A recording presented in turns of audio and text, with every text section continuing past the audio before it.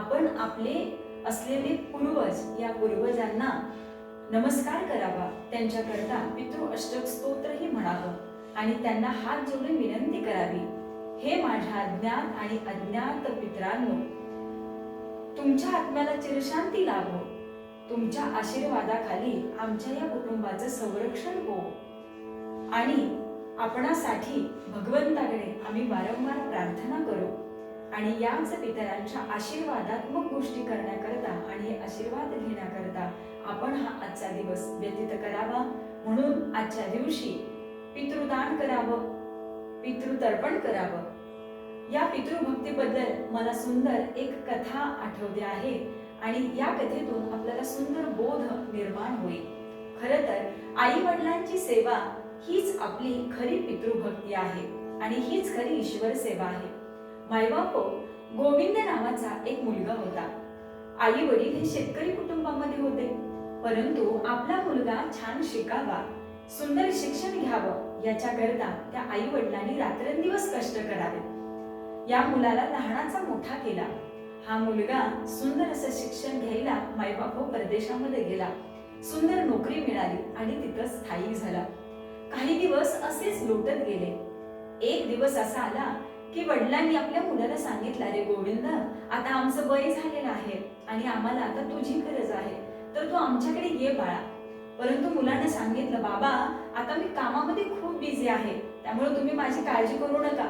एवढं वाक्य बोलला आणि मायबाप विषय तिथंच थांबला।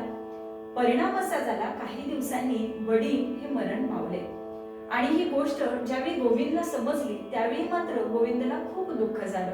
मग गोविंद आला, आपल्या वडिलांचं वर्ष श्राद्ध असेल, सर्व विधी असतील ते छानरित्या पार पाडले। संपूर्ण गावाला सुंदर असं जेवण घातलं। सगळ्या गावानं चर्चा केली की अरे बाबा, गोविंदने आपल्या वडिलांचं वर्ष श्राद्ध काय थाटामाटात केलं। परंतु मायबापो हे सगळं पाहिल्यानंतर आईच्या डोळ्यात मात्र पाणी तरळलं होतं। हा मुलगा पुन्हा आपल्या कामावरती निघून गेला। असेच थोडे दिवस निघून गेले आणि एकदा त्याची आई आजारी पडली।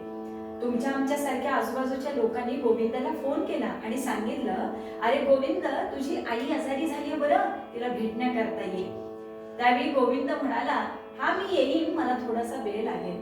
मायबाप हे वाक्य ऐकल्यानंतर सुद्धा आईच्या डोळ्यातनं पाणी आलं। परंतु त्यावेळी मात्र गोविंद ताडकन निघाला आणि आपल्या आईच्या जवळ येऊन पोहोचला। आपल्या आईजवळ बसला, दोन प्रेमाने शब्द बोलला। मायबाप त्याने बोललेले दोन शब्द हे आईच्या डोळ्यातून पाणी काढणारे होते। आईने त्यावेळी एक वाक्य वापरलं, बाळा, वृद्धापकाळामध्ये आम्हाला तुमच्या पैशाची गरज नाही, तर तुमचे दोन प्रेमाचे शब्द आमच्या कानावरती पडावे आणि तुम्ही आमच्याशी बोलावं ना, एवढीच एक इच्छा आहे। मायबाप आईच्या डोळ्यात आलेलं पाणी बघून गोविंदला सुद्धा वाईट वाटलं आणि गोविंद म्हणला, आई काळजी करू नको, मी तुझ्या सेवेकरता इथे राहीन। आणि त्या दिवसापासून गोविंदने आईची सेवा करायला सुरुवात केली।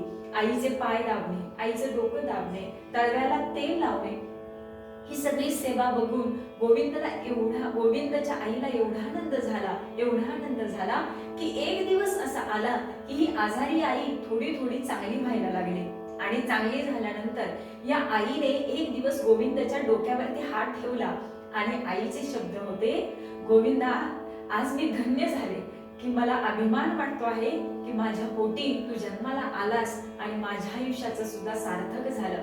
मायबापो, या बोधावरून, या गोष्टीवरून तुम्हाला एकच बोध मिळतो की आई वडिलांची सेवा, मायबापो, हीच खरी ईश्वर सेवा आहे। जोपर्यंत मनुष्य जिवंत आहे तोपर्यंत त्याची सेवा करायला शिका। आई वडील जोपर्यंत आहे तोपर्यंत त्यांना प्रेम द्यायला शिका, त्यांना वेळ द्यायला शिका।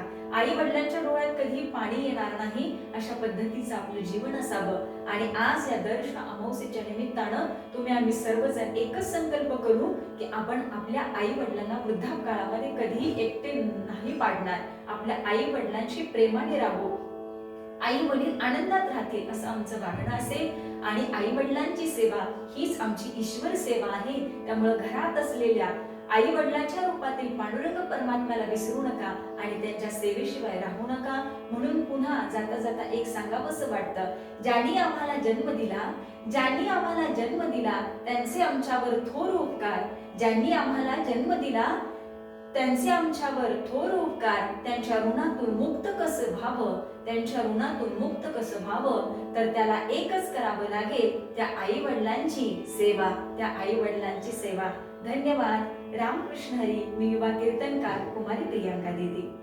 यशवंत हो, जयवंत हो.